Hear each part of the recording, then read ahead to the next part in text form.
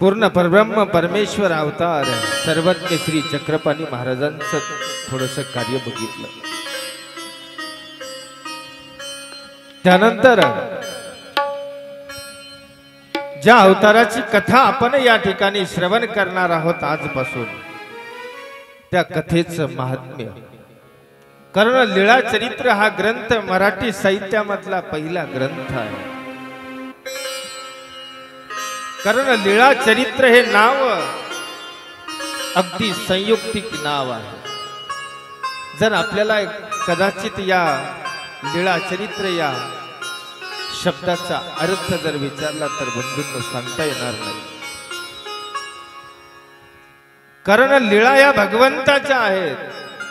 भगवंतांनी ज्या खेळ क्रीडा केलेल्या आहेत त्याला लीळा म्हटलेला आहे, आणि चरित्र ते भक्तांचे आहे, जीवांचे आणि दोघांचं मिळून लीळा चरित्र। याची प्रस्तावना काल सांगत असताना थोडक्यामध्ये आज त्याची पुनरावृत्ती या ठिकाणी 1 मिनिटामध्ये घेणार आहे की हे लीळा चरित्र आपल्यापर्यंत पोहोचलं या गोष्टीला माईमभट्ट आणि नागदेवाचार्य निमित्त आहे। अरे बाबा, आपण भगवंताला बघितलं, तुम्ही देवाला बघितलं म्हणून देव आठवता, पण असन्निधानी स्वामी निघून गेल्यानंतर जी काही मंडळी येणार आहे, पुढचा मार्ग येणार आहे, परिवार आहे, त्या परिवाराने देवाला कसं आठवायचं? हे देखिले तैसे आठविजे। देवाने सांगितलं आम्हाला जसं पाहिलं तसं तुम्ही आठवा, तसं स्मरण करा, तसं चिंतन करा, पण ज्यांनी बघितलंच नाही तुम्ही आम्ही, त्यांनी कसं आठवायचं? म्हणून या लीळा चरित्राचं लिखाण झालं। आणि या सर्वज्ञ श्री चक्रधर महाराजांचं अवतार कार्य भडोच जिल्हा राज्य गुजरात या ठिकाणावरून सर्वज्ञांचं कार्य आज आपण बघणार आहोत। चक्रपाणी महाराजांनी पुरत्याग केला त्यावेळेला भडोच नगरीमध्ये विशाल देवाचे पुत्र हरिपाळ देव, या हरिपाळ देव मृत पावलेले असताना सर्वांनी त्या ठिकाणी हरिपाळ देवाला स्मशानामध्ये आणलेला, आणि स्मशानामध्ये त्या ठिकाणी दुःखाचं वातावरण आहे। विशाल देवाचा एकुलता एक असलेला हरिपाळ नावाचा ऐन तारुण्यात आलेला पुत्र त्या ठिकाणी गेलेला, सर्व दुःख करताय, आणि आता अग्निडाग द्यायचा आहे, सर्व तयारी झालेली आहे, अग्निडाग द्यायचा आहे। तेवढ्यामध्ये सर्वज्ञ श्री चक्रपाणी महाराजांनी ते हरिपाळ देवाचं पूर आहे, देह आहे, ते स्वीकारलं, आणि त्या वेळेला पाणी पाजायच्या अग्निडागाच्या वेळेला वरचा जो कपडा असतो तो कपडा हल्ला।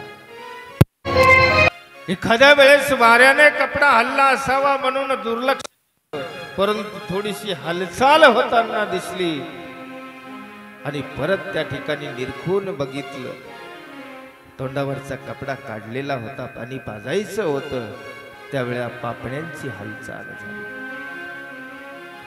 प्रेत हलिनले हलिनले बोलून त्या ठिकाणी सगळ्यांच्या मुखातून ते वाक्य बाहेर पडलं। निरखून बघितलं तर काय, डोळे उघडलेले आहेत, वास पाहते आहे, टकमका एकमेकाकडे ते प्रेत पाहत आहे। राजा विशाल देवाच्या मनामध्ये शंकेची पाल चुकचुकली, कारण जे पूर्वीचे सिद्ध साधक लोक होते ते सिद्ध साधक लोक परकाया प्रवेश करायचे। जे श्रीमंत आहेत, अष्टभोगी आहेत, ज्यांच्याकडे अपार संपत्ती आहे, यांच्या देहामध्ये प्रवेश करायचे आणि आपला देह गौरी कपाटी ठेवून त्या राज्याचा, त्या द्रव्याचा उपभोग घेणारी ही सिद्ध साधक पुरुष मंडळी त्या काळी होती। म्हणून राजाच्या मनामध्ये शंका आली, पण तरी सुद्धा राजाने त्या ठिकाणी लोकांना आदेश दिला की बाबा हो, मंगल वाद्य वाजवा आणि गावाकडे निरोप पाठवा की गुड्या तोरण सगळं नगर त्या ठिकाणी सजवून टाका। सजा दो घर, सजा दो घर को गुलशन सा, सजा दो घर को गुलशन सा, मेरे सरकार आए हैं। सजा दो घर को गुलशन सा, सजा दो घर को गुलशन सा, मेरे सरकार आए हैं। गुलशन सा मेरे सरकार आए हैं। सजा दो घर को गुलशन सा मेरे सरकार आए हैं। मेरे सरकार आए हैं, मेरे सरकार आए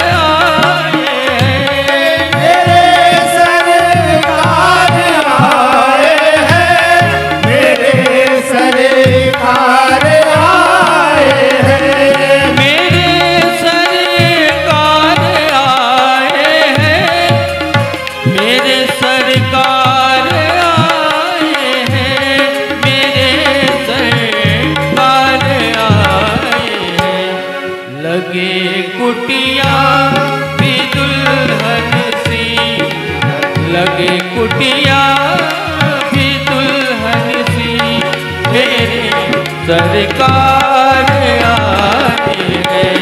सजा दो घर को गुलशन सा, मेरे सरकार आए हैं।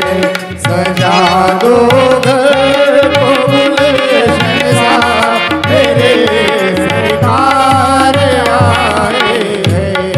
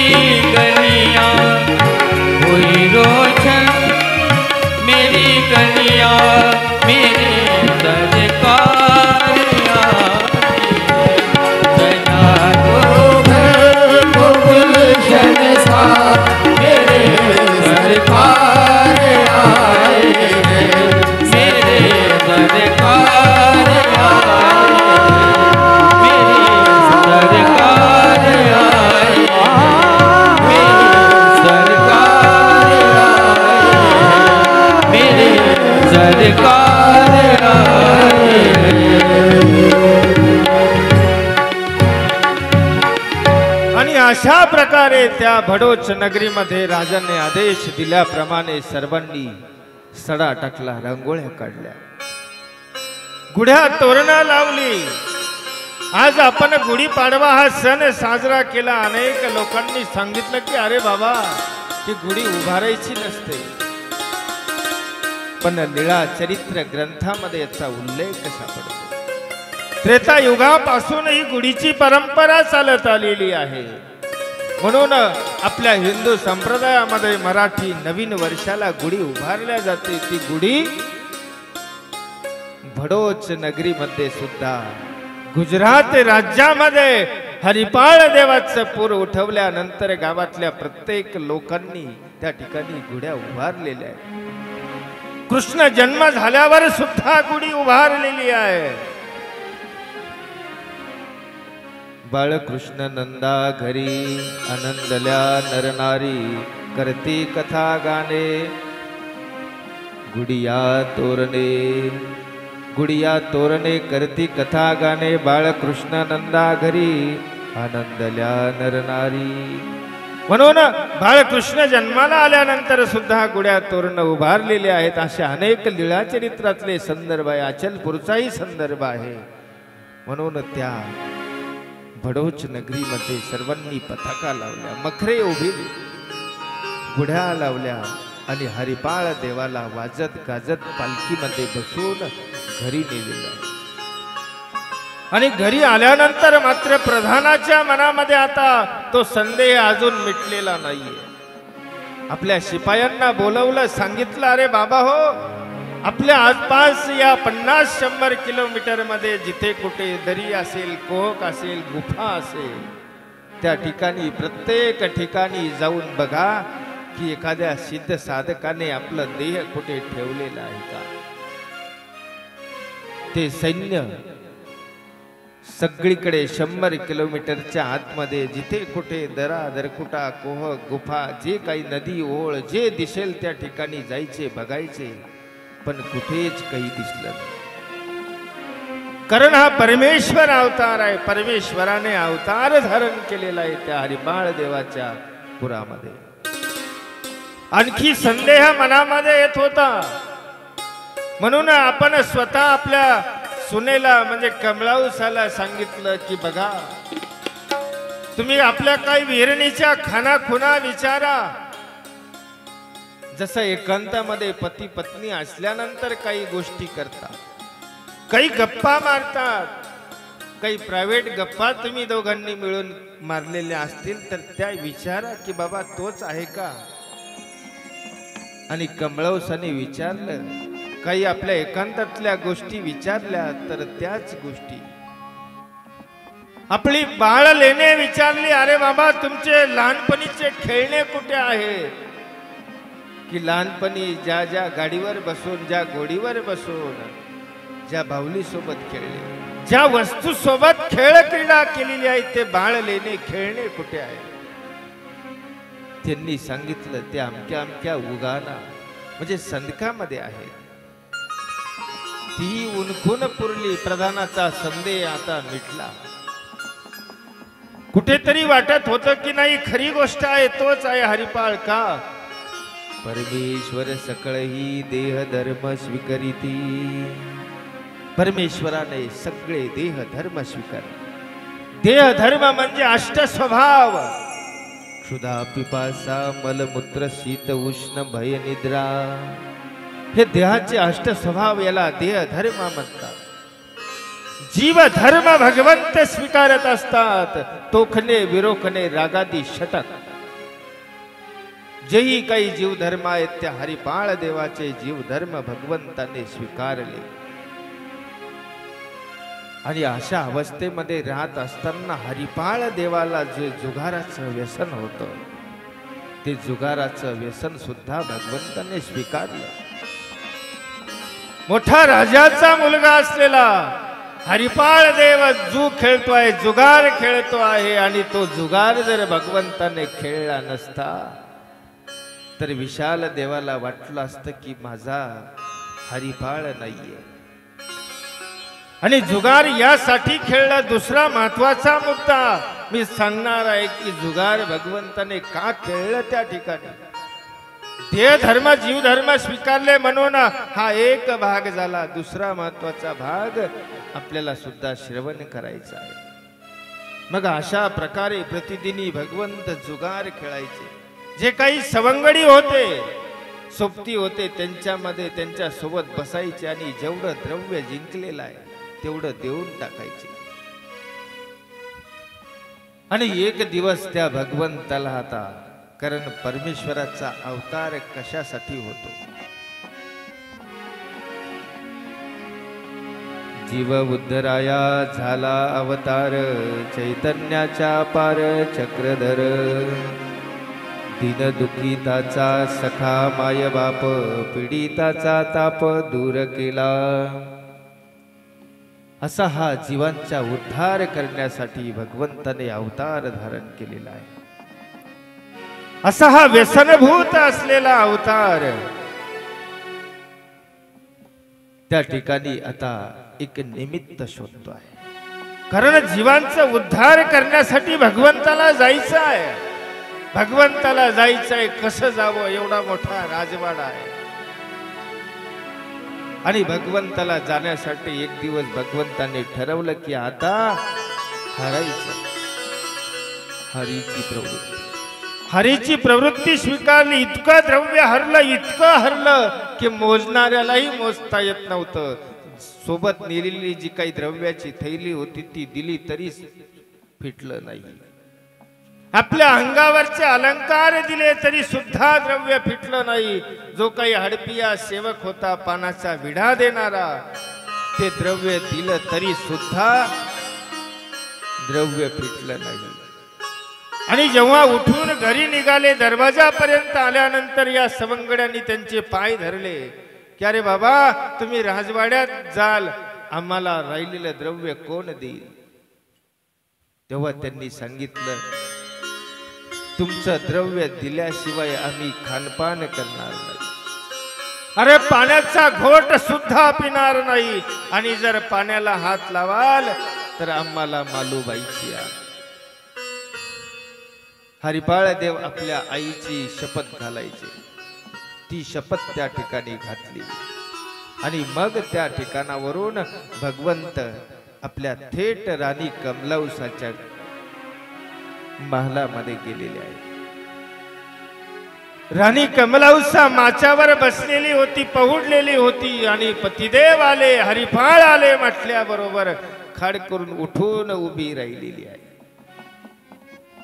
आणि ही कमलाऊसा उठून त्या ठिकाणी उभी राहिली. हरिपाळ देव मंचकावर गेले, बसले, राणीला बसवलं आणि सांगितलं, अरे बाबा, आज आम्ही अपार जीव हरलेलो आहोत, द्रव्य हरलेलो आहोत. तुमच्या गळ्यात जे अलंकार आहेत ते अलंकार आम्हाला द्या. आम्हाला त्यांचं दिल्याशिवाय अन्न पाणी घ्यायचं नाही, अशी आम्ही शपथ घातलेली आहे. गोपाळांची शपथ घातलेली आहे. आम्हा गोपाळांनी आण, म्हणजे भगवान कृष्णाची आण आम्ही घातलेली आहे. पण राणी त्या ठिकाणी आपल्या पतिदेवाला काय म्हणते आहे की आम्ही जर तुम्हाला हे द्रव्य दिलं तर आम्हालाही गोपाळांनी आण, आमच्या बाबांनी द्रव्य दिलेलं आहे, आम्ही तुम्हाला हे द्रव्य देणार नाही. आता लोक बोलतात का?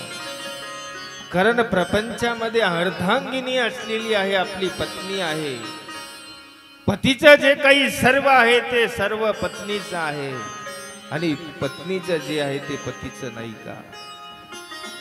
कमलाऊसाला कदाचित लोकांनी दोषी ठरवलं असेल की अरे, हरिपाळाने पतीने मागितलं द्रव्य, कमलाऊसाने द्यायला हवं होतं, द्यायला पाहिजे होतं, असं अनेक लोकांचं मत होतं. पण तुम्ही संसारातल्या स्त्रिया आहात. जर आपला पती व्यसनाच्या आहारी गेलेला आहे, व्यसनाधीन झालेला आहे, मद्यपानाचं व्यसन आहे, जुगाराचं व्यसन आहे, त्या कार्यासाठी आपल्या गळ्यातले अलंकार काढून द्याल का? द्याल? म्हणून भगवंताने नेमकं जुगाराचं व्यसन स्वीकारलं. कारण स्त्रिया अशा व्यसनासाठी कधीच आपलं द्रव्य देत नाही, कारण तिथे कसली कमतरता होती हो, ध्यानात ठेवा.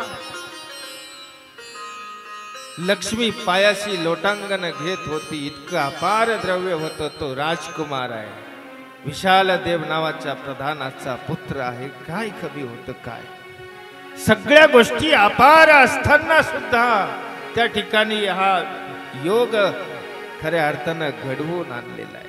कारण कमलाउसा देणार नाहीये. का देणार नाही? अरे ते द्रव्य आपल्या माहेरचं आहे, आपल्या वडिलांनी दिलेलं आहे, त्यांची आठवण आहे. आणि माहेर म्हटलं की स्त्रियांना खूप त्या द्रव्यामध्ये तर जीव असतोच असतो, त्या अलंकारामध्ये जीव असतोच असतो. पण माहेरचे अलंकार म्हटले की जरा अधिक आपुलकी, अधिक प्रेम, अधिक स्नेह असतं. बरोबर की नाही? राहत ना. मग कमलाउसाचं स्नेह प्रेम त्या द्रव्यावर होतं, काही वाईट होतं का? कारण जुगारासाठी हे द्रव्य द्यायचं, जुगारासाठी हे अलंकार द्यायचे नाही. म्हणून कमलाउसांनी सांगितलं कदाचित की अहो स्त्रिया अशा असतात की पती एखाद्या वेळेस काही जमीन, आमच्या नांदेड जिल्ह्यातल्या अनेक उदाहरणं अनेक बघितले. पतीने एखादा प्लॉट घ्यायचं ठरवलं, पतीने एखादी जमीन घ्यायची ठरवली, पतीने एखाद्या दुसरं कुठलं गाडी घ्यायची ठरवली असू द्या. अशा कामासाठी एखाद्या वेळेस पतीला दवाखान्यासाठी एखादा असंख्य रोग लागलेला, असाध्य रोग जडलेला. स्त्रिया न विचार करता आपल्या अंगातले दागिने सोनाराकडे जाऊन विकून ते द्रव्य त्या ठिकाणी देणाऱ्या स्त्रिया आम्ही बघितल्या. त्या ब्राह्मणाच्या पत्नीने सगळं सगळं हिसकावून घेतल्यानंतर सुद्धा आपल्या तोंडामध्ये भौरी सहस्त्र भोजनाचा हेतू धरी विप्र थोर, त्या ब्राह्मणाचा हेतू पूर्ण करण्यासाठी आपल्या तोंडातली भौरी काढली. अरे वेचू वाचून गडबडू नको, द्रव्याशिवाय घाबरू नको. आता कसा उपार करू, कसं सहस्त्र भोजन करू, ही घे भौरी. अरे कुठून आणली ना? मी तेवढ्याच वेळेमध्ये पायातली भौरी काढली. ह्या स्त्रिया बघितल्या, ह्या स्त्रिया पुरुषांना आधार देणाऱ्या आहेत. चांगल्या कार्यामध्ये कधीही एखादा माणूस उंच शिखरावर जातो, त्या पाठीमागे खऱ्या अर्थानं स्त्रीचा हात असतो, हे ध्यानात ठेवा. म्हणून कमलाउसाने कदाचित या कार्यासाठी ते द्रव्य दिलं नाही की तुम्हाला जर आम्ही द्रव्य दिलं तर आम्हाला सुद्धा गोपाळांची शपथ आहे. आणि देव हरिपाळ देव त्या ठिकाणी उदास झाले, उदास झाले. एक एक पदार्थ कमी केला. विशाल देवाला विचारलं आरोग्याला झाली का? नाही. का झाली नाही? सगळा वृत्तांत सांगितला. आणि वृत्तांत सांगितल्यानंतर त्यावेळेला विशाल देव जवळ गेला, आपल्या पोटंगळी उचललं, त्याचं चुंबन घेतलं आणि म्हटलं अरे वेडा आहेस का? हे द्रव्य कोणासाठी आहे? एवढा अपार संपत्ती आहे, कोणासाठी कमवले रे बाळा? तू एकुलता एक पोटचा घोळा आहेस ना, लागेल तेवढंच द्रव्य घेऊन जा, पण असं रडत बसू नको. उठ. बळजबरी उठवलं, आंघोळ घातली आणि त्या ठिकाणी आरोगणा झाली. पण मनातली उदासीनता मात्र गेली नाही. दिवसेंदिवस एक एक पदार्थ भगवंताने वर्ज्य केला. आणि वर्ज्य केल्यानंतर आता भगवंताची श्रीमूर्त कृश होऊ लागली. मुकुंद बाबासारखी मूर्त असलेली माझ्यासारखी झाली. आणि आता लोक त्या ठिकाणी घरचे आई बघत होती हरिपाळाकडे. तब्येत कमी झाली, काय विचारलं, जवळ घेतलं. त्यांनी सांगितलं मला रामयात्रेला जायचं आहे. रामयात्रेला जायचं निमित्त भगवंताने त्या ठिकाणी केलेलं आहे. नको म्हटले, नको. का? तर आपल्याला राजे लोकांना रामयात्रेला जाता येत नाही.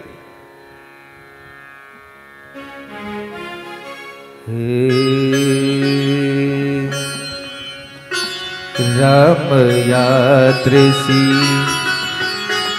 देव निघाले राम यात्रेसी देव निघाले राम यात्रेसी देव निघाले जगताचे वाली मालनी डोळ्याले पाणी मालनीच्या डोळ्याले पाणी राम यात्रेसी देव निघाले राम यात्रेसी देव निघाले जगताचे स्वामी मालनीच्या डोळ्याले पाणी मालनीच्या डोळ्याले पाणी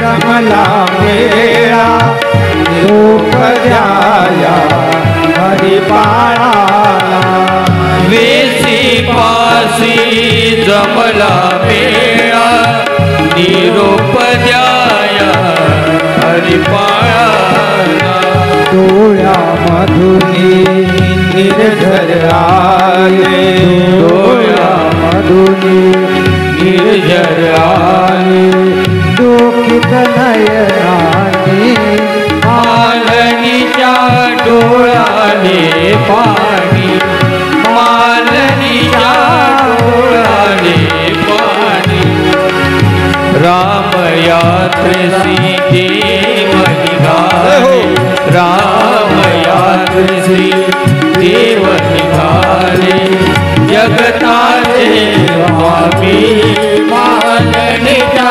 डोळ्याले पाणी मालनीच्या डोळ्याले पाणी मालनीच्या डोळ्याले पाणी आणि असा शब्द ऐकल्याबरोबर मालनी मातेच्या डोळ्यातून अश्रूंच्या धारा वाहू लागल्या. मालनी मातेला काय बोलावं सुचत नव्हतं, कारण राजा राजांची भांडणे असतात. तुम्हाला जायचं ना मुंबईला दिल्लीला जाऊन या, तुम्हाला कोणी त्या ठिकाणी विचारणार नाही का आला, कुठून आला, कशासाठी आला. पण या राजाचं दुसऱ्या राजासोबत भांडण असतं आणि तू जर गेलेला कळाला तर वापस येण्याची शाश्वती सुद्धा नव्हती. म्हणून पूर्वी यात्रेला निघालेली माणसं घरामध्ये वडीलधाऱ्यांच्या पाया पडून जायचे, कारण वापस येईल की नाही याचा नियम नसायचा. मातेचं ममता होती, मातेची ममता, मातेचं स्नेह त्या ठिकाणी रोखून धरत होता. अरे बाळा नको ना जाऊ.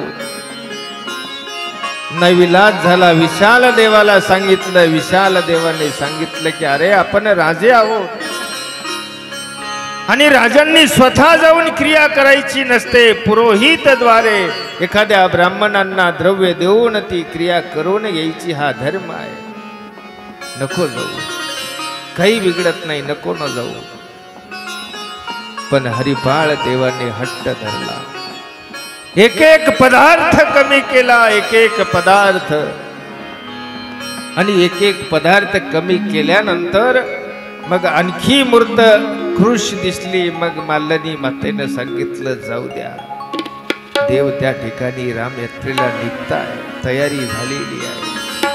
आणि तयारी झालेली असताना आपल्या पत्नीकडे एकदा जावं, बघावं तिची अवस्था काय आहे आणि काय करत असेल. त्यावेळेला त्या कमला उसाकडे देव गेलेले आहे. मनातली भावना आहे, अरे तू दयेचा सागर असलेला भगवंत, तुला दया कशी आलेली नाहीये. तू दयेचा सागर असता निष्ठुर कार्य हरिपाळा. तू दयेचा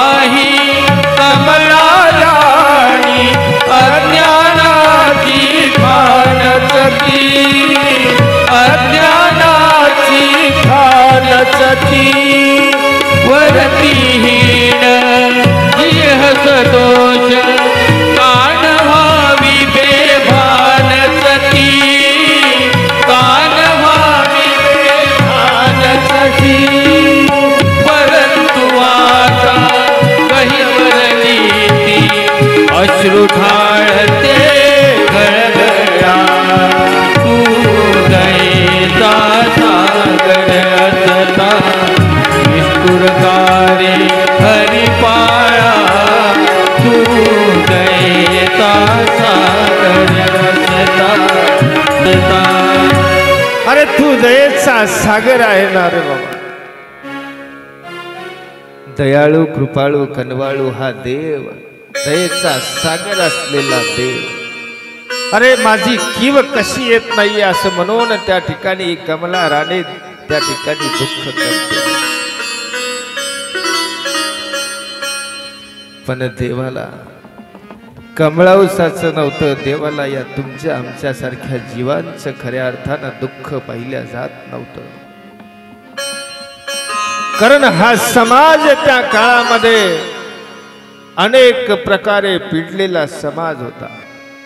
वर्णावर्ण जातभेद, मी पाटील आहे, मी श्रीमंत आहे, मी गरीब आहे, मी ब्राह्मण आहे, तू शूद्र आहे, या गोष्टीमध्ये खऱ्या अर्थानं अडकून गेलेला समाज होता. गोरगरिबावर अत्याचार करणारा. म्हणून देवाने खऱ्या अर्थानं या राजवैभवाचा त्याग केला. आणि त्यागाशिवाय काही जीवनामध्ये प्राप्त होत नाही हो, ध्यानात ठेवा. कारण खरं सुख, खरी शांती जर आपल्याला हवी असेल तर ती त्यागात आहे. त्यागात शांती अनंतरम. भगवान गोपाल कृष्ण महाराजांनी सांगितले की अरे बाबा हो, खरं सुख, खरी शांती त्यागात आहे. आपण भोगामध्ये रममान झालो. एक दोन भोगामध्ये जमत नाही, आपण अष्टभोगामध्ये रममान झालो. पण आपल्याला या भोगांचा खऱ्या अर्थाने त्याग करायचा आहे. तो त्याग सर्वज्ञांनी शिकवला. आई वडिलांचा त्याग आहे, पत्नीचा त्याग, घरादाराचा त्याग आहे. आज आपण या ठिकाणी सुरक्षित आहोत, ध्यानात ठेवा चंपत पाटील.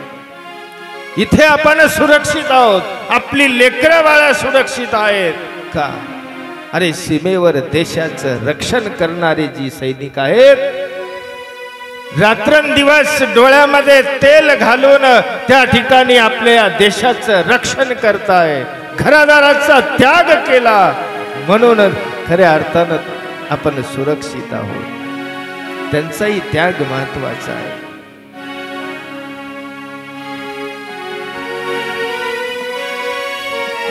हर कर्म अपना करेंगे ऐ वतन तेरे लिए, दिल दिया है जान भी देंगे ऐ वतन तेरे लिए, दिल दिया है जान भी देंगे ऐ वतन तेरे लिए.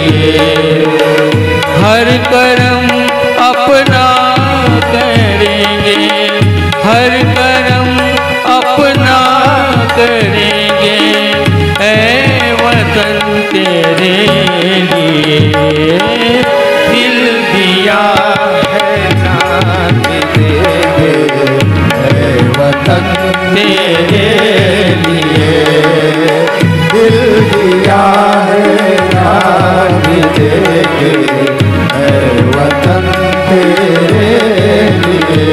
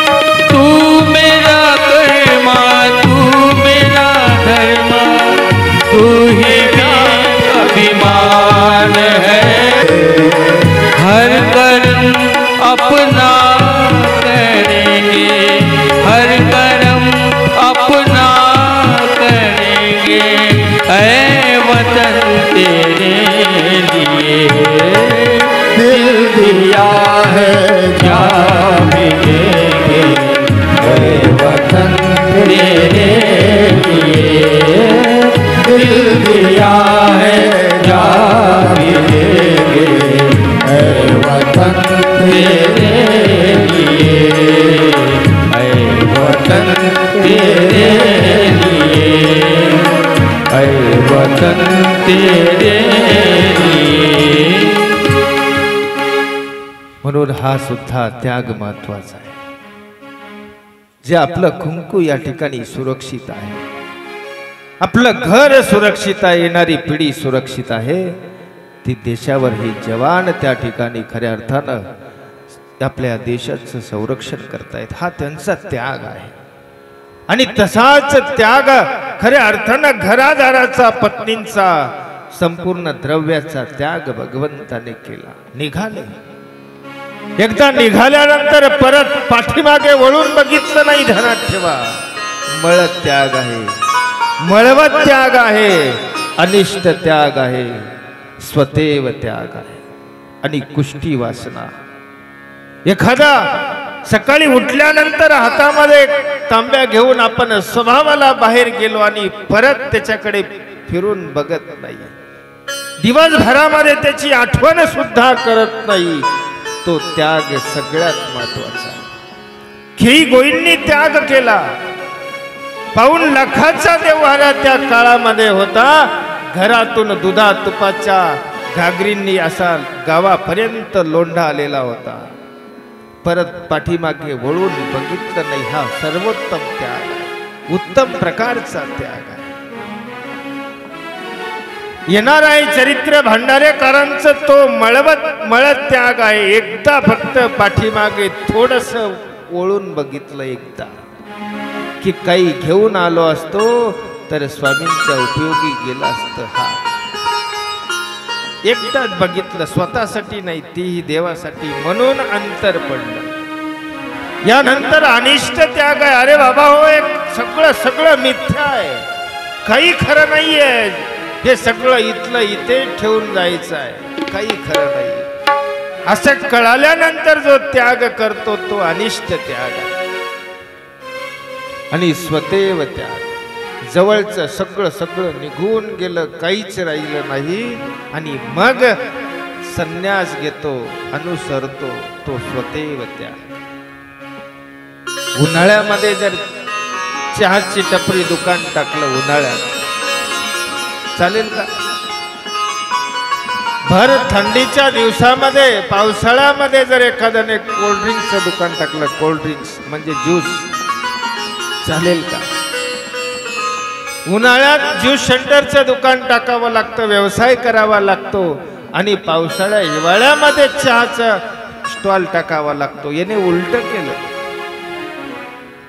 उन्हाळ्यामध्ये चहाचं दुकान टाकलं आणि पावसाळ्यामध्ये ज्यूस सेंटर. चाललंच नाही. मग चाललं नाही म्हटल्यानंतर सगळं होतं, तेवढे भांडे कुंडे विकून उसने घेतलेले पैसे भरावे लागले, सगळं निघून गेलं. काय खरं? जावा म्हटले मुकुंद बाबा सोबत, आता काही नाही, आपली देवाची सेवा केली, एक टाइमाची उटी केली. त्यांनी सांगितलं इथं काहीच नाही, फक्त देवाची उटी करायची, 2 टाइम आरती करायची, बस 2-3 टाइमचं भागून जातं. म्हटले काही टेन्शन घेऊ नको. हा स्वतेव त्याग आहे. सगळं निघून गेल्यानंतर जर तुम्ही विजेगावला आलेत माझ्याकडे आणि दीक्षा द्या म्हटली, स्वतेव त्याग. आणि कुष्ठी वासना, यांचं देह तरी चांगलं होतं, यांच्याकडे हातपाय चांगले आहेत, डोळे चांगले आहेत, कान चांगले आहेत, पण कुष्ठी वासना नावाचा जो प्रकार आहे, देह सुद्धा चांगलं नाहीये. अशाही अवस्थेमध्ये आपल्याला त्याग करावा वाटत नाही. वाटतो का? कारेगावकर वाटतो? निळेकर का? त्याग करावा वाटत नाही. म्हणून हे त्यागाचे प्रकार विषयाविषयी तुम्हाला सांगणं गरजेचं होतं, महत्वाचं होतं. तसं देवाने दाखवलं, अरे बाबा हो त्याग करायचाय. निघाले आणि निघाल्यानंतर यांनी 10 सेवक सागळिया, हडपी, चवर, धरू म्हणजे वेगळे वेगळे प्रकारचे 10 सेवक स्वामींच्या सोबत दिले. प्रत्येक मुक्कामाला 2 मागे पाठवले. असं करता करता हडपिया आणि सागळिया 2 मात्र सोडतच नव्हते. नाही देवा नाही, काही गरज नाही. त्यांना कळाला, निरोप कळाला, आम्ही सोडणार नाही. स्वामींचा नाही विलाज झाला, कारण हरिपाळ देवाचे जीवलग असलेले होते. त्या दोघांनी देवाला सोडलंच नाही. आणि अखेर देऊळवाडा या ठिकाणी देव रात्री झोपलेले आहेत. आणि झोपले. रात्री एक जण जागायचा, एक जण झोपायचा. देवाविषयी, हरिपाळाविषयी इतकं आत्मत्व होतं त्यांचं. एक झोपायचा, एक जागायचा. अरे दिवसभर पालखी धरायची. देवाचं सामान पालखी देवाला घेऊन जायचं. आणि रात्री झोपताना थकवा येईल की नाही, डोळा लागेल की नाही कुठेतरी. आणि असं करता करता या दोघांनाही एक दिवस अचानक डोळा लागला. आणि डोळा लागल्यानंतर मग देव उठले. आपल्या अंगावरचे अलंकार काढून टाकले. सगळं राजवैभवाचा त्याग केल्यानंतर घरचे अलंकार होते ते काढून टाकले. साधे वस्त्र अंगावरती परिधारण केले आणि थेट रुद्रपूरच्या दिशेने देव निघाले. आणि रुद्रपूरला भगवंत त्या ठिकाणी श्री गोविंद प्रभू महाराजांकडे गेले. त्या ठिकाणी गोविंद प्रभू महाराजांकडून शक्तीचा स्वीकार करायचा होता. कारण भगवंत स्वतःही या ठिकाणी शक्तीचा स्वीकार करू शकले असते. फासगे मॅडम या ठिकाणी शक्तीचा स्वीकार करू शकले असते, पण ही गुरु परंपरा दाखवायची आहे. परमेश्वर स्वयं ज्ञान शक्ती स्वीकरिती. स्वतःहून स्वतःच त्या ठिकाणी भगवान गोपाल कृष्ण महाराजांनी ज्ञानशक्तीचा 12व्या वर्षी स्वीकार केला. का आणि का ते निमित्त करून, का एखाद्या अवताराला निमित्त करून भगवंत शक्तीचा स्वीकार करत असतात. पण सृष्टी व्यवस्थेला मान दिला. एक अवतार विद्यमान आहे, कलियुगात आहे, महाराष्ट्रात आहे. आणि त्या ठिकाणी जाऊन गोविंद प्रभू महाराजांकडून शक्तीचा स्वीकार केला. दोन्ही हातामध्ये आजूबाजूला दुकानं होते. प्रसादाची दुकान आहेत, खाऊचे दुकान आहेत. त्या दोन्ही उभय गल्लीमध्ये श्री गोविंद प्रभू महाराज खेळ क्रीडा करतायत. एका हातामध्ये शेंगुळ्या आहेत, एका हातामध्ये बुरुड्या आहेत. चावायचे, थुंकायचं, वरती बघायचं. लांब दाढी आहे, बेंबी पर्यंत आलेली दाढी आहे. एक नेत्र असा वाम आहे, लागलेला आहे. हाताची करंगोळी एक वाकडी आहे. आणि जायचं, पळायचं लेकरासारखं, सगळं सगळं लेकरासारखं. आणि त्या ठिकाणी सर्वज्ञ श्री चक्रधर स्वामी महाराज गेलेले आहेत. रांधवन हाटी प्रभू खेळ क्रीडा करीती. रांधवन हाटी प्रभू खेळ क्रीडा करीती. शेंगुळ बुरडाची कविता कवीती. शेंगुळ बुरडाची कविता कवीती. कडे फेरून म्हणती हो, स्वामीकडे पाहून म्हणती गेला याला घे घेनयाला. शिरीनी आठवा हो गोविंद भोला. स्मरण्याच्या अगम्यलीळा. स्मरण्याच्या अगम्यलीळा. निशिदिनी आठवा हो गोविंद प्रभूला. स्मरण्याच्या अगम्यलीळा. स्मरण्याच्या अगम्यलीळा.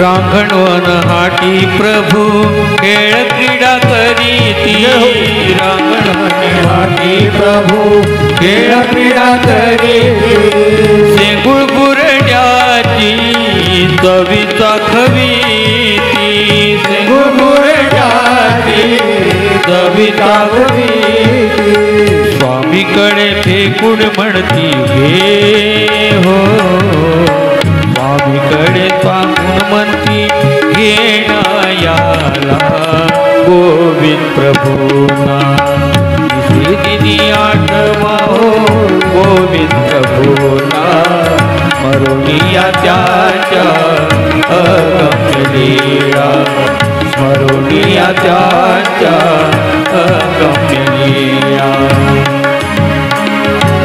आणि म्हणून अशा या गोविंद प्रभू महाराजांच्या लीळा अगम्य असलेला लीळा एक एक लीळा गोविंद प्रभू महाराजांची विलक्षण आहे तुम्हाला किंवा मलाही न कळणारी आहे देव सांगतात नेनी जय श्री प्रभूची लीळा काही सांगता येत नाही काहीच नेम नाहीये अरे कोण्या वेळेला कोण्या जीवाला काय देतील श्री प्रभू बाबा देव म्हणतात आम्हाला सुद्धा सांगता येणार नाही काही नेम नाही त्यांचा असा हा श्री गोविंद प्रभू महाराजांचा त्या रांदवन हाटामध्ये खेळ चालू आहे आणि खेळ चालू असताना श्री चक्रधर स्वामी त्या ठिकाणी आलेले आहेत बघितलं गोविंद प्रभू बाबांचा खेळ अवलोकन करतायत आणि त्या जागेवरूनच माझ्या देवाने श्री चक्रधरांनी गोविंद प्रभू बाबांना काया प्रणीत केलं नमस्कार केला दंडवत केला आणि त्या वेळेला हातातले शेंगुळ बुरुडे जे होते ते शेंगुळ बुरुडे सर्वज्ञ श्री चक्रधर महाराजांकडे भिरकावले अहो मेली जाय घे ना मने घे घे ना मने अहो मेली जाय घे ना मने आणि श्री चक्रधर स्वामी महाराजांनी हरिपाळ देवाने त्या ठिकाणी आपले दोन्ही हात समोर केले आणि तो प्रसाद झेलला आणि तो प्रसाद झेलल्यानंतर अगदी नम्रतापूर्वक विनम्रतापूर्वक त्या प्रसादाचं सेवन केलं आणि सेवन केल्यानंतर त्या ठिकाणी श्री गोविंद प्रभू महाराज आले आणि त्या ठिकाणी गोविंद प्रभू महाराजांकडून सर्वज्ञ श्री चक्रधर स्वामी महाराजांनी शक्तीचा स्वीकार केला ज्ञान शक्तीचा स्वीकार केला पर आणि आवर ह्या दोन शक्ती सर्वज्ञ श्री चक्रधर स्वामी महाराजांनी स्वीकारल्या एक वासना अशी आहे चरित्रात उल्लेख जरी नसला तरी परंपरेनं चालत आलेला आहे की आओ मेली जाय चक्रा होय म्हणे की आओ मेली जाय चक्रा होय म्हणे असा उल्लेख आजपर्यंत ऐकलेला आहे कुठेतरी कोण्या पाठामध्ये कदाचित असावा तेव्हाच खऱ्या अर्थानं इथपर्यंत ती परंपरा आलेली आहे आणि श्री चक्रधर हे नाव त्या ठिकाणावरून श्री चांगदेव राऊळ गोसावी यांना श्री चक्रधर हे नाव पडलं आणि ते ज्ञान स्वीकारलं पण ज्ञानापाठी वैराग्य हे त्या ज्ञानाचं उत्तर कार्य आहे ऍक्शनची रिॲक्शन असते एखादा हातामध्ये घेतलेला चेंडू आपण भिंतीवर मारावा तो परत रिॲक्शन आपल्याकडे वापस येतो आपल्याला ज्ञान झालं देव कळाला धर्म कळाला म्हणून खऱ्या अर्थानं आपणही त्या दृष्टिकोनातून त्या भगवंताने सांगितलेल्या सूत्राचं पालन करायचं आहे मग कोणाला 100% होईल कोणाला 50% होईल कोणाला 75% होईल तर कोणाला 25% होईल पण एखादा 25% सुद्धा आचरण करून 100%ला भारी पडू शकतो हे ध्यानात ठेवा बरं तुलना इथे त्यांच्या बहिर्यागावरून करू नका आणि आपलं नेमकं इथेच चुकत आहे आपण बहिर्यागामध्ये माणसाची तुलना करतो अरे त्यांचं अंतकरण काय म्हणते अंतकरणामध्ये ओलावा किती आहे देवाला किती त्याच्याबद्दल तोष आहे त्याच्याबद्दल किती कणवेचा जीव आहे आपण सांगू नाही शकत मग इथे आपण चुकतो आहोत त्याची तुलना बहिर्यागामध्ये करू नका कारण एखाद्याला एखादी स्वल्प अल्प क्रिया घडली त्याचं वजन जास्त भरणार आहे. एकू सेवित जाये एकू न सेवित जाये, या सूत्राचा अर्थ घरी गेल्यानंतर वाचा. एखादा धर्माचे आचरण करत करत ईश्वर प्राप्तीला जातो. एकू न सेवित जाये, एखादा आचरण करत नाही, काहीच करत नाही, पण तरी सुद्धा ईश्वर प्राप्तीला जातो. कसा? करत नाही म्हणजे कसा जाईल? अरे किंचित देखिले ते नाहीची बोलीजे. आमच्या पक्षकारांनी एक पक्ष सांगितलेला आहे, किंचित देखिले ते नाहीची बोलीजे. नाहीच्या बरोबर, अगदी एकदम 1% सुद्धा नाही. एखादी प्रेमप्रायाची क्रिया जर तुम्हाला घडली मायबाप हो, एखादी फक्त, तर 100 क्रिया एखाद्याने केल्या, पण तुमची एक क्रिया इतकी वजनदार भरणार आहे. सरळ सरळ तुम्हाला प्रेमाच्या उपायामध्ये सरळ ईश्वराचं प्रेम प्राप्त होणार आहे. ती क्रिया आपल्याला घडली पाहिजे आणि ते महत्वाचं आहे.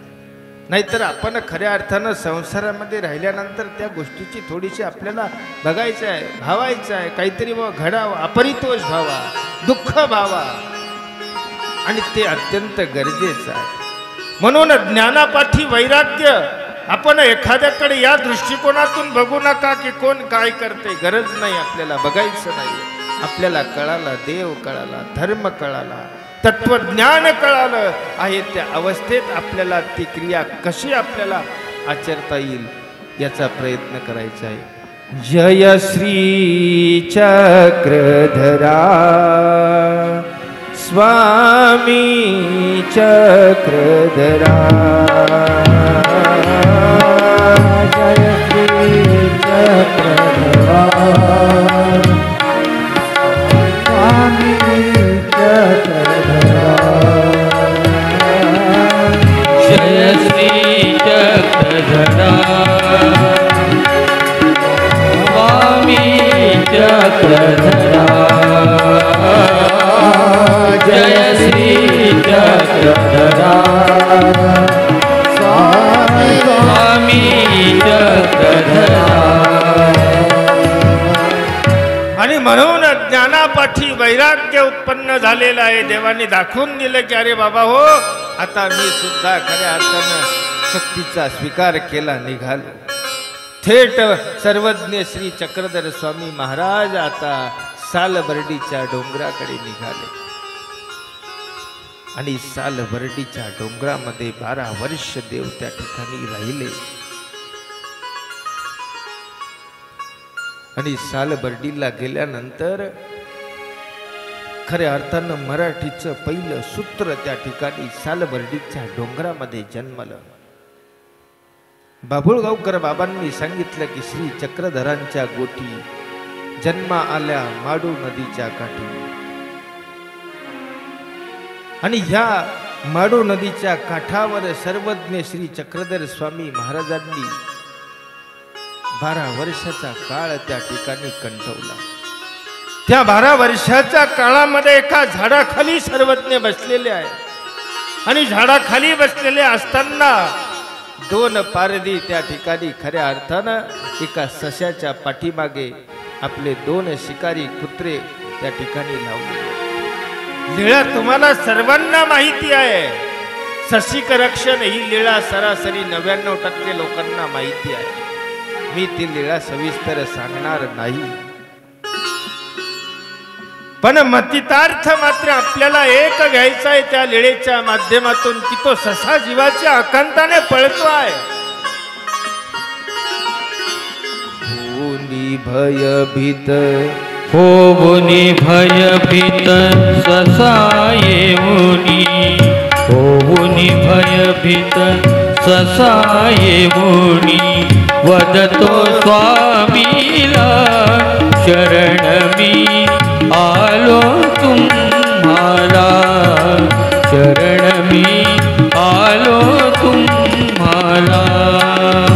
होऊनी भयभीत सहाय होनी होनी भयभीत सहाय होनी वदतो स्वामीला शरण मी आलो तुम्हाला शरण मी आलो तुम्हाला शरण मी आलो तुम्हाला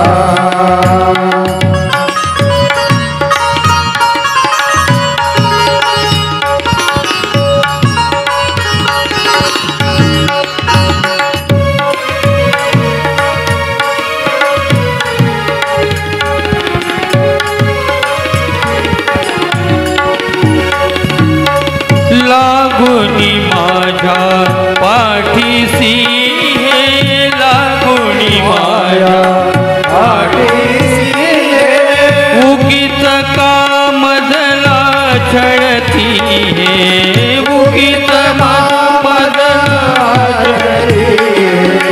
लागुनी माझ्या पाठीसी हे उगीच कामदला छळती जन हे जीव मुठीत मी घेऊन आलो जीव मुठीत मी घेऊन आलो तुमच्या चरणाला मन मी आलो तुम्हाला शरण मी आलो तुम्हाला शरण मी आलो तुम्हाला होऊनी भयभीत ससाय होनी होऊनी भयभीत ससाय होनी वदतो स्वामीला शरण मी आलो तुम्हाला शरण मी आलो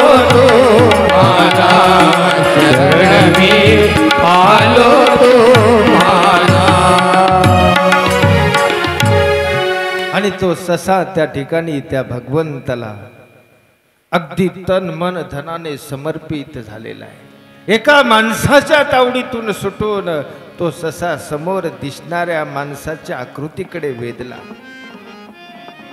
आणि देवाला त्या ठिकाणी सांगतोय, देवा मी शरण आलो तुम्हाला, कारण त्याला माहिती आहे अरे या देवाला जो शरण येतो ना, देवाने सुद्धा सांगितलं की बाबा इथं जोई कोणी शरण येईल त्याला मरण नाही, पण आपण शरणच जात नाही ना। शरण जाणं आणि नुसतं देखावा करणं यामध्ये जमीन आसमानचा अंतर आहे। आपल्याला अंतःकरणातून त्या भगवंताला तन मन धनाने शरण जायचं आहे। आणि तो ससा त्या ठिकाणी भगवंता जवळ गेला, भगवंताच्या मांडी खाली बसला। पारधी आले, पारध्याला स्वामी त्या ठिकाणी काय म्हणता? ते म्हटले जीजी आमचा हा पैजेचा आहे, सोडून द्या, नाहीतर आमच्या दोघांमध्ये शस्त्र निघून भांडणं होतील, मारामाऱ्या होतील, सोडून द्या। देवाने अगदी साध्या सोप्या मराठी भाषेत सांगितलं, काय सांगितलं की अरे बाबांनो, हा राणी वनीचं गवत खातो, ओळ्याचं पाणी पितो, या प्राण्याने काय वाईट केलं हो तुमचं? सांगा ना मला, काय वाईट केलं? का मारता? या मुक्या प्राण्याला का मारता? उत्तर द्या, मी सोडून देईल म्हटले। उत्तर नाही देता। अरे काहीच वाईट केलं नाही ना त्यानं।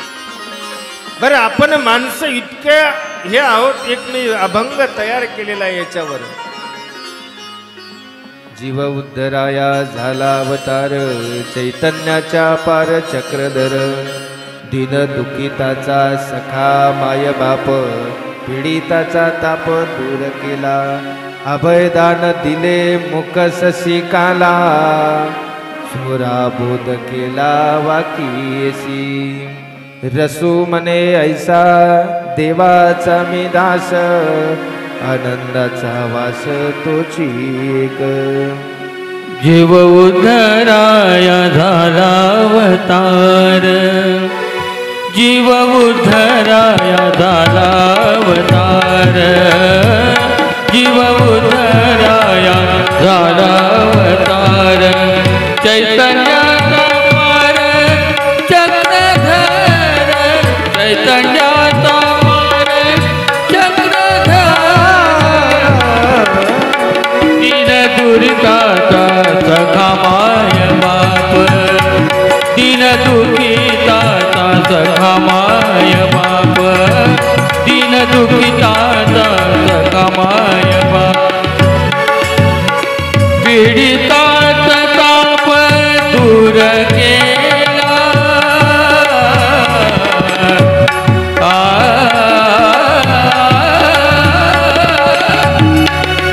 पीडिताचा ताप दूर केला, पीडिताचा ताप दूर केला, दूर केला, दीन दुःखिताचा सखा माय बाप, दीन दुःखिताचा सखा माय बाप, दीन दुःखिताचा सखा माय बाप. आणि म्हणून अशा पद्धतीने त्या ठिकाणी तो ससा भगवंताला शरण आलेला आहे.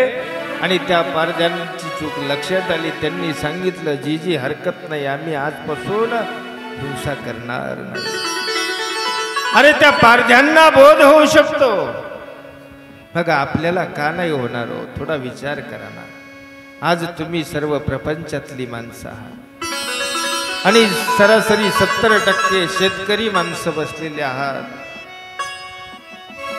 देव त्या मुक्या प्राण्याला, सशाला, ज्यांनी आपलं चांगलं काही केलं नाही ना वाईटही केलं नाही सशाने, पण ज्याने चांगलं केलं, 15-20 वर्ष आपल्या शेतीची मशागत केली, असे बैल आपण आपल्या घरी आणले आणि 15-20 वर्ष सेवा केली.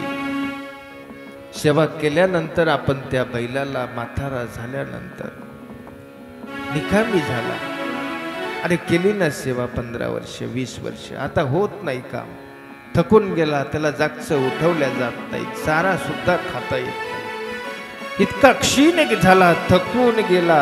आणि अशा अवस्थेमध्ये 4-2 हजार रुपये येतील म्हणून हातामध्ये कासरा घेऊन टेम्पोत भरायचं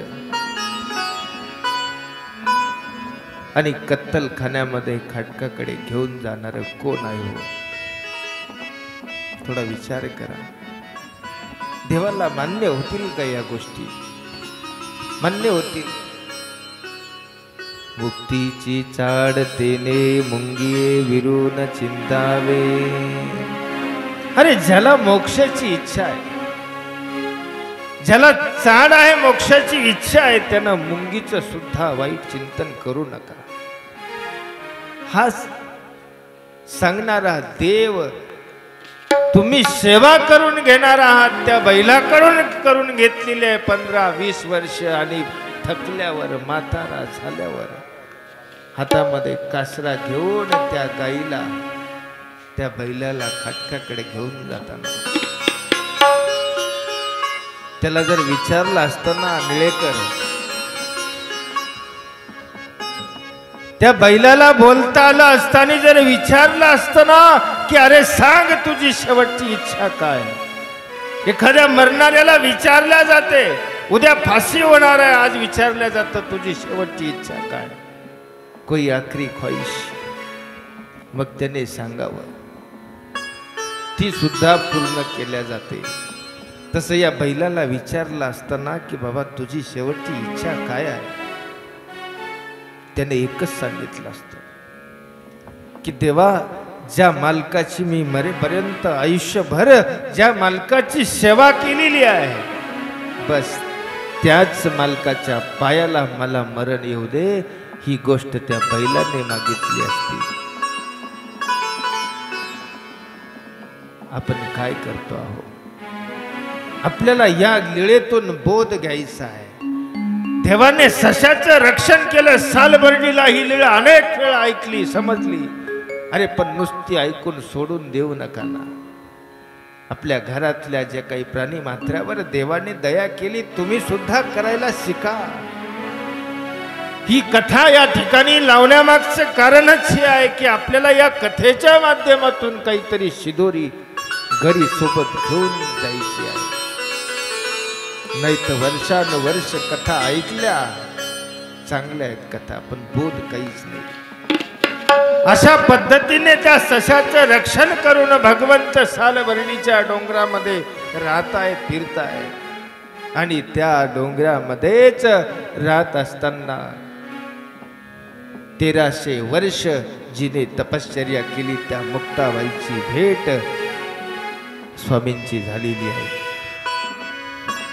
मृतुर हरीची मुक्ताबाई ती योगीन झाली. उपवन्यारम्यस्थळी कशी धुंडीत आली. नाथ निरंजन लिंग देऊळी त्या गुंफे बसली.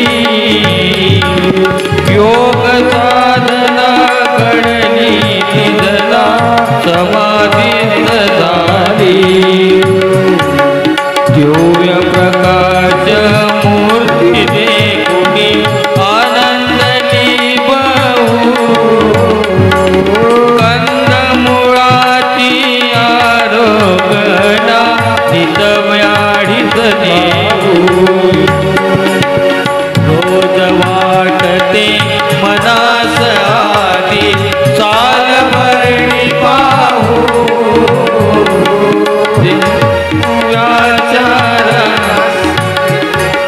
चाल सख्या जाऊ. रोज वाटते मनास आधी सालबर्णी पाहू.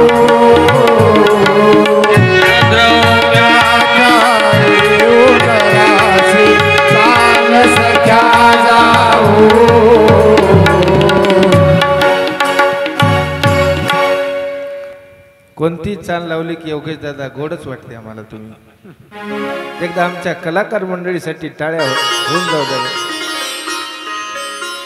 आता ही चाल म्हणता म्हणता त्यांनी म्हटली आता परत म्हणून दाखवा म्हणलं तर त्यांना येणार नाही बरं का. येऊन जाईल. पण कोणतीही चाल म्हटली तर आवाजाची देण आपल्याला प्राप्त झालेली आहे आणि तुमच्या या आवाजामुळेच ही कथा चालू आहे. ही आरती अनेक वेळा आपण ऐकली की भर्तृहरीची मुक्ताबाई ती योगीन झाली. अर्थबोध आमचे भगतराज बाबा बसलेले आहेत आणि 8 दिवसाखाली त्यांचा माझा विषय झाला की बाबा आरतीला सुद्धा अर्थ असतो हे मला वांबुरीला गेल्यावर कळालं. म्हटलं नाहीतर लहानपणी मार्गामध्ये आमचंही कसं असतं की आरत्या म्हणायच्या, भजनं म्हणायचे, पण त्याचाही अर्थ असतो हे माहीतच नव्हतं. म्हणले वांबुरीला गेलो आणि त्या ठिकाणी गुरुवारी आचार्य श्री मामाजी रात्री व्याळी झाल्यानंतर त्या ठिकाणी चिंतनी घेतात की या शब्दाचा अर्थ काय आहे. अशा अनेक गोष्टी अपभ्रंशाने आलेल्या आहेत, तुम्हाला त्याचा अर्थबोध होत नाही. राग रागिन्या 36 भार्या धीमकिट धीम हरसी. धन कुट धन हरसी. काय अर्थ आहे हो? सांगा बरं मला, बसलेल्यापैकी सांगा. बाबा तुमच्यासाठी नाही हो. आता तुमच्या समोर वरती बसायची तर माझी लायकी सुद्धा नाही. हा सगळा खटाटोप मुकुंद बाबांना यांच्यासाठी नाही केलेला. अरे हे माझ्या प्रेमासाठी, खरोखर प्रेम करणारी माणसं आहेत म्हणून या ठिकाणी आली. त्यांनी मला येड्याला वरी बसवलं. त्यांनी या अर्थाचा काहीच अर्थबोध, या वाक्याचा अर्थबोध लागत नाही. काही लोक म्हणतात अशा अनेक गोष्टी आहेत. तुम्हाला सांगतो, रेखिला टिळा अमृत नाभित मिश्रित करुणी. रेखिला टिळा अमृत, नाभित म्हणजे बेंबीत, मिश्रित करून लावला. कोणाच्या बेंबीत? देवाच्या की तुमच्या? नाभी म्हणजे बेंबी, कोणाच्या बेंबीत मिश्रित करून लावला? अर्थ लागत नाही. त्यासाठी खऱ्या अर्थानं आपल्याला शब्दाचं ज्ञान असणं गरजेचं आहे. ध्यानात ठेवा. रे किला टिळा मृग, मृग म्हणजे हरिण. आणि नाभीज, नाभीपासून ज म्हणजे जन्मलेली काय, कस्तुरी नावाची सुगंधी वनस्पती. तिचा टिळा मिश्रित करून भगवंताला लावलेला आहे. मृग म्हणजे हरिण, मृत अमृत नाही. आणि त्याच्यानंतर ज्ञान जनाचा तरणी का धनाचा तरणी हेच लोकांना, खूप लोकांना माहित नाही. गोंधळ झाला, गोंधळ. बरं, एखादा मग हुशार माणूस काय करतो, एकदा जनाच्या तरणी म्हणतो, एकदा धनाचा तरणी. तुला जे घ्यायचे ते घेऊन टाक, नको डोक्याला किरकिरत नको. मग खरं काय नेमकं, तिथं ज्ञान धनाचा तरणी. ध्यानात ठेवा. कारण आपलं हे सत्र नाहीये. मी तुम्हाला फक्त देवाने, आमच्या पक्षकारांनी सांगितलं की अनिष्टजनकतेंना पुसता फेडावे. एखादा देव केला, स्थानवंदन केलं, पाठीमागे साधू बसले, तिकडच पाय करून दंडवत घालायला. त्याला नाही विचारलं तरी सांगा की अरे तिकडे पाय करू नको, इकडे साधू बसला. हे अनिष्टजनक न पुसता फेडायला देवाने सांगितलं. इष्टजनक ते पुशिलिया. जे इष्टजनक आहे की ज्याने थोडाफार तुम्हाला काहीतरी योग्यता होणार आहे ते पुसल्यानंतर सांगा. पण संदेह किंवा योग्यता जनक ते पुशिलियाही न फेडावा. सांगू नका, एकदम अचानक भचकून सांगायचं नाही. पण ह्या गोष्टी तुम्ही अशुद्ध म्हणताना तिथं ज्ञान धनाचा तरणी. ध्यानात ठेवा. धनाचा, ज्ञानरूपी धनाचा तरणी म्हणजे सूर्य. जोपर्यंत तुम्हाला तरणी या शब्दाचा अर्थ कळणार नाही तोपर्यंत काय तिथे असावं हे कळणार नाही. तरणी म्हणजे सूर्य, संस्कृत शब्द आहे, सूर्याला म्हटलेला आहे. मग ज्ञान धनाचा तरणी, ज्ञानरूपी सूर्य. अज्ञानतमी करी प्रकाश. प्रकाश कोण करतं? सूर्य. अज्ञानरूपी अंधारामध्ये प्रकाश देण्याचं कार्य ज्ञानरूपी सूर्य करतो. म्हणून त्या ठिकाणी ज्ञान धनाचा तरणी असा आहे. हे आम्हाला आचार्य श्री मामांनी, गुरुवर्यांनी एक एक शब्द त्या ठिकाणी सांगितला. हे आरतीतले शब्द कळत नाहीत म्हणून भगतराज बाबा म्हटले की बाबा आरतीलाही खरा अर्थ असतो हे मला तेव्हा कळालं, तिथे गेल्यावर असतो ना. ही आरती आहे. या आरतीमध्ये आपण अनेक वेळा म्हटली भर्तृहरीची मुक्ताबाई ती योगिन झाली. काय कळालं मला प्रामाणिकपणाने ग्रस्त लोकांनी सांगा.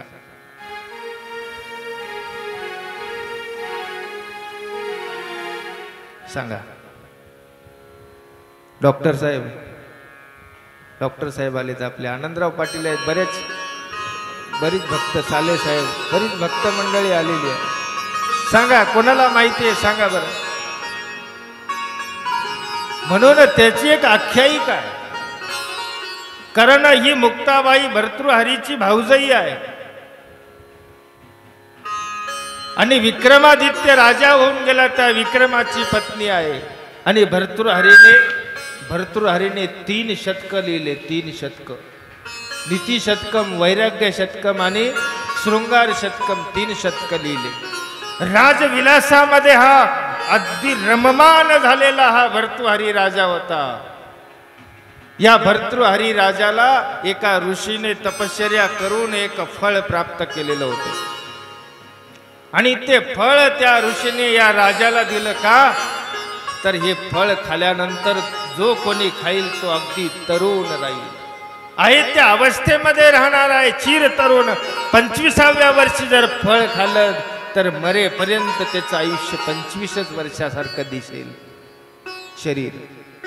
मग त्या ऋषीने विचार केला की अरे बाबा आपल्याला काय गरज आहे, हे फळ एखाद्या राजाला द्यावं. तो जर चांगला राहिला, तंदुरुस्त राहिला तर या सगळ्या प्रजेचं पालन करेल. ते फळ त्या ऋषीने राजाला दिलं. राजाचं प्रेम आपल्या राणीवर होतं. ते फळ राजाने आपल्या पत्नीला दिलं. अरे मी तरुण राहून काय फायदा, राणी जर म्हातारी झाली तर मी तरुण राहून काय फायदा. ते फळ राजाने आपल्या पत्नीला, राणीला दिलं. ती सुंदर दिसली पाहिजे. राणीने फळ हातात घेतलं पण राणीचं तरी प्रेम कुठे राजावर होतो. राणीचं प्रेम त्या राजातल्या नगरीतल्या एका प्रधानावर होतं. तिने विचार केला की मी सुंदर राहून काय फायदा, जो माझा प्रियकर आहे तो सुंदर तरुण राहिला पाहिजे. ते फळ त्या राणीने प्रधानाला दिलं. मग त्या प्रधानाचं तरी प्रेम कुठे राणीवर होतो. त्या प्रधानाचं प्रेम त्या नगरामधल्या एका वेश्येवर होतं. त्या प्रधानाने ते फळ त्या वेश्येला नेऊन दिलं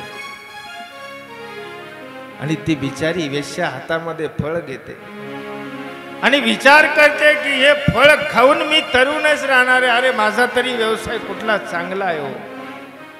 नाना गोष्टी वाईट गोष्टी मला कराव्या लागतात या पोटासाठी, काही चांगलं आहे काय. ती विचार करते मी तरुण राहून काय फायदा. या फळाची खरी गरज तर राजाला आहे.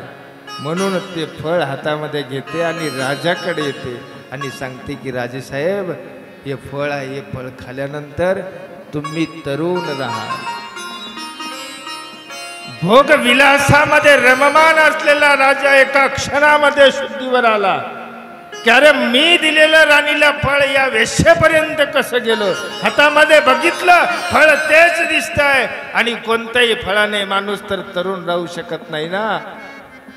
आणि राजाने त्या ठिकाणी शोध सुरू केला की ऋषीने मला दिलेलं फळ मी राणीला दिलं, या बाईपर्यंत कसं आलं. तेव्हा राजाला कळालं की माझं प्रेम ज्या राणीवर आहे तिचं प्रेम माझ्यावर नाहीये, तिचं प्रधानावर आहे. अरे प्रधानाचं तरी कुठे राणीवर होतं, त्याचं एका गावातल्या वेश्येवर होतं. संसार तर असा आहे ना ज्याच्यावर तुम्ही जीवापाड प्रेम करता पण त्याचं प्रेम आपल्यावर आहे का. म्हणून भर्तृहरी एका क्षणामध्ये सगळ्या गोष्टी सोडून त्या ठिकाणी या सर्व राजवैभवाला त्याग करून संन्यासी झालेला आहे. भर्तृहरी या मुक्ताबाईचा देर आहे, ही भाऊजाई आहे. आणि ह्या वीरावस्थेमध्ये गेल्यानंतर एक दिवस या मुक्ताबाईच्या घरी भिक्षेला आला. आणि भिक्षेला आल्यानंतर भिक्षा शब्द ऐकल्याबरोबर मुक्ताबाई स्नान करत होती, आंघोळ करत होती. आणि भिक्षा शब्द ऐकल्याबरोबर त्याच अवस्थेमध्ये आंघोळ करताना अगदी नग्न अवस्थेमध्ये या भर्तृहरीला भिक्षा वाटण्यासाठी घेऊन आली. आता मात्र भर्तृहरी अशा अवस्थेत बघितल्यानंतर घाबरला. भिक्षा घेतली नाही, लगेच त्या ठिकाणावरून पळाला आणि पळतोय समोर. मुक्ताबाई त्याच्या पाठीमागे पळती आहे. तो समोर पळतोय, मुक्ताबाई पाठीमागे पळती आहे. आणि त्या ठिकाणी एका तपस्व्याने सांगितलं अरे ती तपस्वी आहे, तिच्या मनात विकार नाही आहे, तू का घाबरतोय. ती निर्विकार आहे. आणि म्हणून त्या ठिकाणी भिक्षा घेतली. मुक्ताबाई घरातून बाहेर पळाली, परत घरी आली नाही. आणि नंतर त्या ठिकाणी तपश्चर्या करत करत ती योगीन झाली. देवाने सुद्धा सांगितलं की ही मुक्ताबाई 1300 वर्ष या ठिकाणी तपश्चर्या करते. महादाईसाने विचारलं हिला आतरण पांघरण काय आहे, आच्छादन काय आहे. देवाने सांगितलं तिच्या अंगावरचे रोम आहेत ना तेच आच्छादन आहे. अंगावर रोमावळी निघाली, नखाच्या चुमडी झालेल्या आहेत, रस्त्याने चालताना झाडूने झाडावं असे केस सर्वत्र त्या ठिकाणी इतके अंगभर झालेले आहेत. कंदमुळे खाऊन मुक्ताबाई त्या डोंगरामध्ये राहिली. आणि योगायोगानं बघा अनेक जन्माचं सुकृत असावं लागतं. देव त्या ठिकाणी त्या मुक्ताबाईची कंदमुळे खातो आहे. आणि त्या कंदमुळ्याच्या बदलामध्ये प्रश्न विचारला महादाईसाने, देवा तिला काय दिलं, काय फायदा झाला. तिला देह विद्या दिली. देह विद्या सृष्टीपर्यंत सुवर्णाचं देह दिल्या जातं, ती देह विद्या तिला दिली. आणि पुढच्या सृष्टीला सर्वात अगोदर हा देह विद्यावंत 1 नंबरला उद्धरल्या जातो. एकदा फक्त त्या भगवंताच्या ठिकाणी तुम्हाला आरोगणा घडली पाहिजे. तुम्हाला आम्हाला प्रत्येकाला भगवंतांनी आपल्या दारामध्ये येऊन भिक्षा घेतली पाहिजे. त्या मुक्ताबाईसारखी भिक्षा घेतली पाहिजे. हे प्रत्येकाने देवाला मागायचं तर काय मागायचं हो? हे मागा ना, नाही तर विडे ठेवायचे मागायचे, विडे ठेवायचे मागायचे काय? देवाने सांगितलं ना, हे कर्म वशे सकळही तुम्हाला भेटणार आहे सगळं. अरे परमेश्वर प्रसन्न झाले या जीवे काही विषय व्यवहार मागावा. परमेश्वर प्रसन्न झाले या जीवे परमेश्वराचे प्रेम मागावे, प्रेम मागितलं पाहिजे. चक्रधरा श्री चक्रधरा जय जय भोला चक्रधरा. चक्रधरा श्री चक्रधरा जय जय भोला चक्रधरा. चक्रधरा श्री चक्रधरा जय जय भोला चक्रधरा.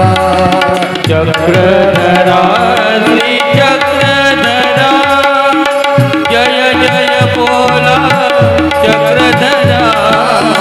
चक्रधरा श्री चक्रधरा जय जय भोला चक्रधरा. जय हो चक्रधरा श्री चक्रधरा जय जय भोला चक्रधरा. चक्रधरा श्री चक्रधरा जय जय भोला चक्रधरा. चक्रधरा श्री चक्रधरा जय जय भोला चक्रधरा. आता मुकुंद बाबा डोळे मोठाले करून बघायले माझ्याकडे. बरं आता ते टायमिंगचे पक्के आहेत. बरोबर 3ला सुरू करायचं आणि 5ला संपलंच पाहिजे. पण बाबा 5 मिनिटं मागून घेतो, कारण मग सालबर्डीचा इतिहासच संपून जातो ना. परत उद्या सालबर्डी नको ना, मग उद्या आपण इकडं फिरू.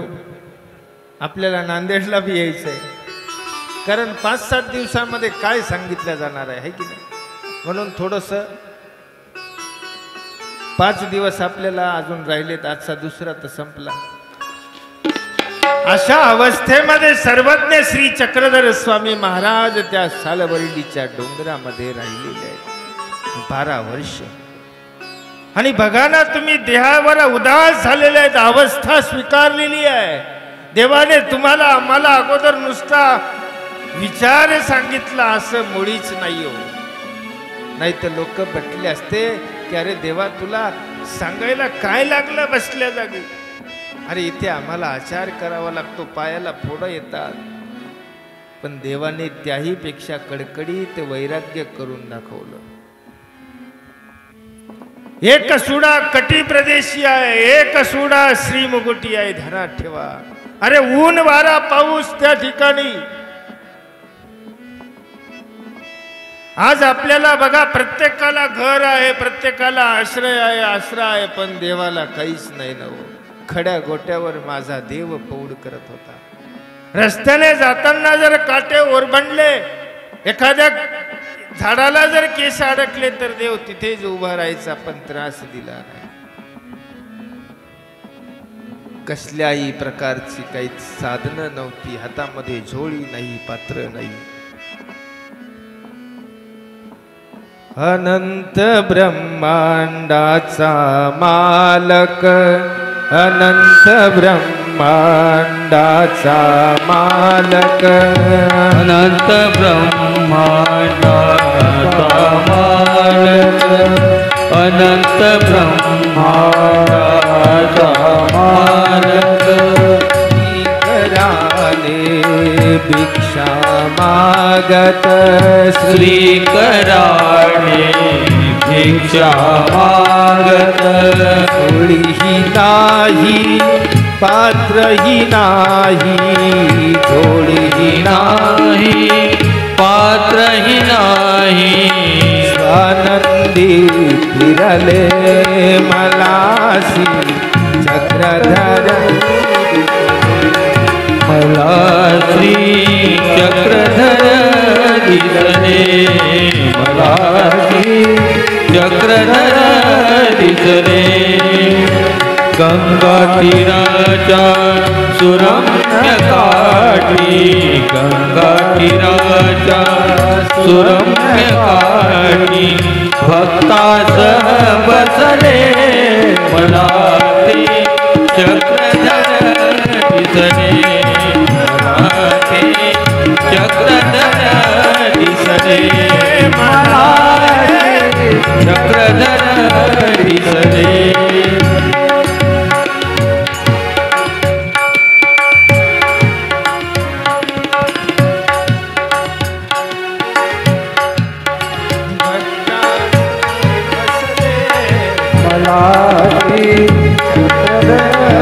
दिसले मला चक्रधर दिसले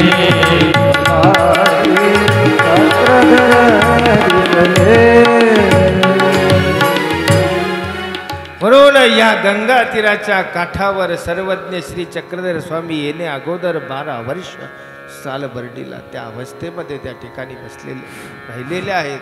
अशा पद्धतीने सर्वज्ञ श्री चक्रधर स्वामी महाराजांनी अगोदर कडकडीत आपल्याला आचार केला, दाखवला की बाबा हो असा आचार आपल्याला करायचा आहे. आणि म्हणून आपण त्याच पाठीमागे गेलं पाहिजे. काही का होईना आपल्याला नाही 100%, 50%, नाही 50-25%. अरे एवढी सूट देवानी दिली ना. 1-2 वेळ याते आठविले परी वंदे दिवस जाओ. रिकामा दिवस आपण जाऊ देऊ नका हे भगवंताने सांगितलं. म्हणून अशा प्रकारच्या सर्वज्ञ श्री चक्रधर भगवंताच्या आपण सालबर्डी पर्यंतच्या ह्या लीळा थोडक्यामध्ये श्रवण केल्या. उद्याच्याला आपल्याला आणखीन रसाळ अमृतमय भगवंताच्या लीळा आपल्याला श्रवण करायच्या आहेत. आपण उद्या बरोबर वेळेत ही कथा सुरू होईल आणि वेळेतच संपणार आहे. आज फक्त 5 मिनिटं मी आपले जास्त घेतलेले आहेत. उद्या अगदी वेळेत सुरू होईल, वेळेत संपेल. या ठिकाणी आरती होईल आणि आरती झाल्यानंतर कथेचा समारोप. हॅलो हॅलो एक मिनिट.